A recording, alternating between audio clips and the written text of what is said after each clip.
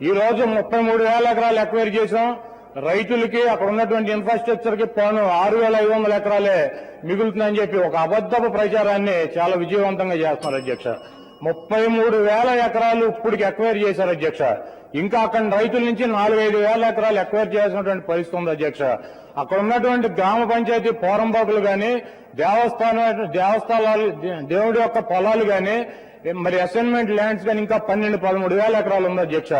అంటే దాదాపు 50,000 ఎకరాలు వీళ్ళు ఎక్వైర్ చేసేటువంటి పరిస్థితి ఉంది అధ్యక్ష.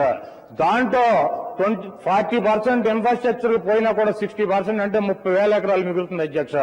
దాంట్లో మరి 13,000 ఎకరాల్లో ఎవరికి కూడా రూపాయి గజం స్థలం కూడా ఇచ్చేటువంటి పరిస్థితి లేదు అధ్యక్ష.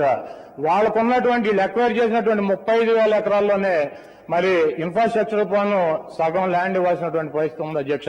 అంటే 14-15,000 ఎకరాలు మరి ప్రభుత్వానికి మిగిలేటువంటి పరిస్థితి ఉంది అధ్యక్ష.